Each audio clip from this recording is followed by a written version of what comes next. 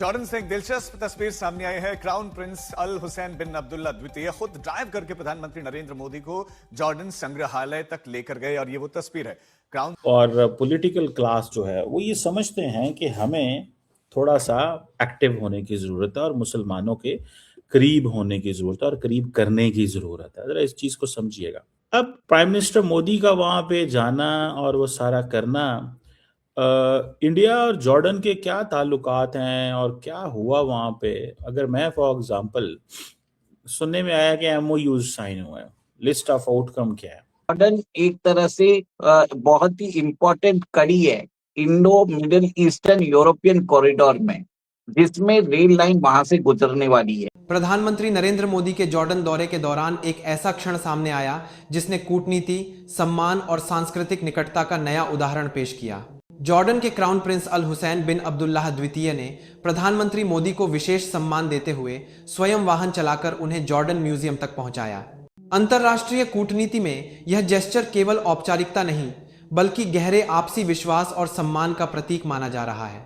इस घटना का महत्व इसलिए भी बढ़ जाता है क्योंकि क्राउन प्रिंस अल हुसैन को पैगंबर मोहम्मद के 42वें वंशज के रूप में देखा जाता है।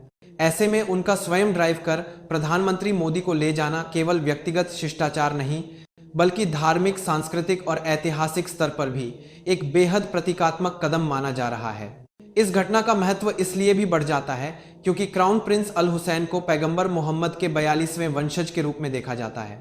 ऐसे में उनका स्वयं ड्राइव कर प्रधानमंत्री मोदी को ले जाना केवल व्यक्तिगत शिष्टाचार नहीं, बल्कि धार्मिक, सांस्कृतिक और ऐतिहासिक स्तर पर भी एक बेहद प्रतीकात्मक कदम माना जा रहा है। जिसमें उन्होंने कल ये कहा, मोदी साहब ने, कि जनाब मैं तो बहुत अप्रिशिएट करता हूँ जॉर्डन की लीडरशिप को फॉर इट्स मॉडरेशन। मीन्स कि आप लोग जो है वो कोई रिलीजियस रेडिकल्स नहीं है। This was the message basically, कि सिर्फ प्राइम मिनिस्टर मोदी उनकी जो 75 साल की जो पार्टनरशिप है उसके लिए गए थे, ठीक है ना, कि जी हमारे 70-75 साल के जो ताल्लुकात हैं उस हवाले से। तो ये एक फैक्टर होता है और ये एक चीज़ है जो मेरे सामने आ रही है। और वह है अब मैं जब इसको देखता हूँ सारी चीज सिचुएशन को, तो आई विल अंडरस्टैंड कि ये क्या हो रहा है। और जब इथियोपिया गए तो एयरपोर्ट पे इथियोपिया के प्रेसिडेंट ने वेलकम किया और फिर पर्सनली कार ड्राइव करके उनको एक होटल ले गए, जो कि पहले से प्री डिसाइडेड था ही नहीं। ये इमेज आप देख सकते हैं which clearly shows the relation between Ethiopia and India और the relation between India's prime minister and Ethiopia's president.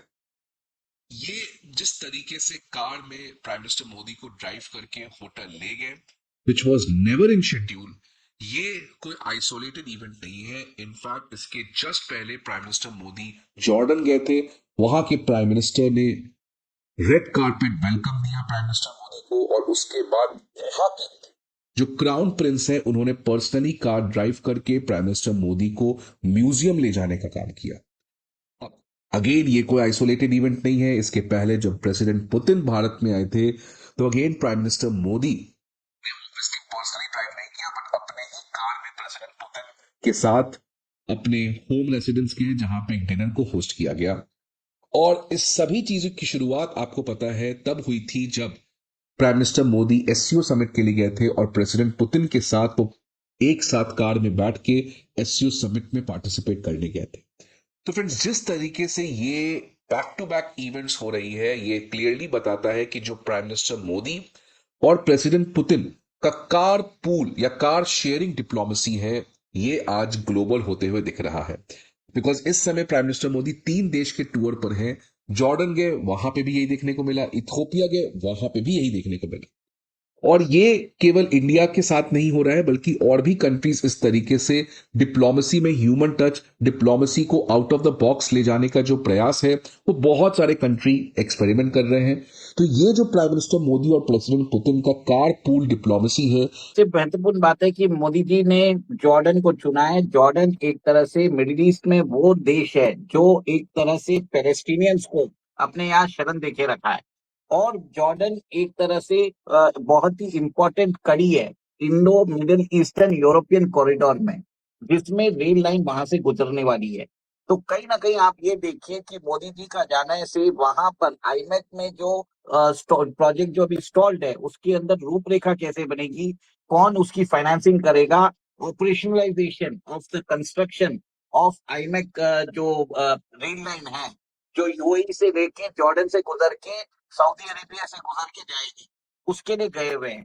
Second एक और एक चीज है, किंग ऑफ जॉर्डन जो है वो प्रॉफिट के एक तरह से वंशज है। भारत ने और जॉर्डन के साथ अपना सिविलाइजेशनल रिलेशनशिप उन्होंने एक तरह से बताया है।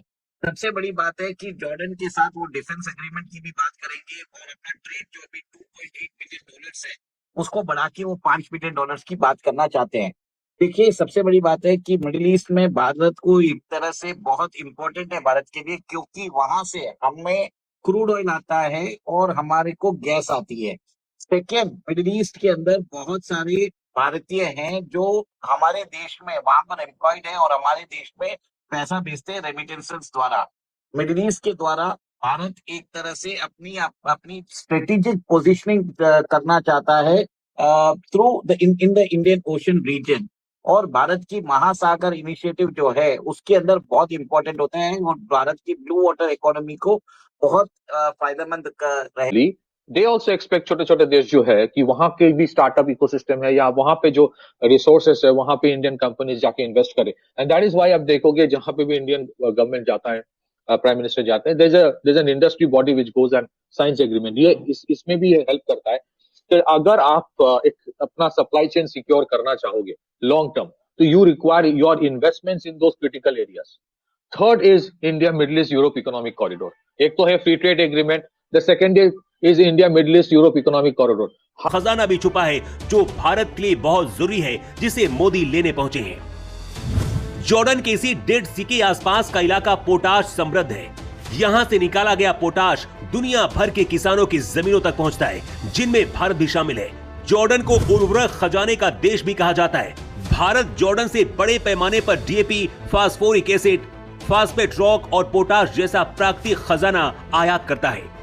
मोदी के जॉर्डन जाने का मतलब है कि यहाँ का खजाना फास्फेट और पोटाश को लेकर कोई बड़ी डील हो सकती है, ताकि भारत की कृषि और उत्पादन बढ़ाया जा सके और भारतीय किसानों को और ज्यादा फायदा हो सके।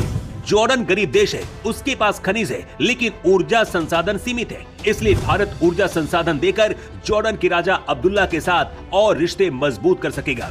अगर आपको यह वीडियो पसंद आया हो तो लाइक करें, शेयर करें और चैनल को सब्सक्राइब करना न भूलें। देखने के लिए धन्यवाद। जय हिंद।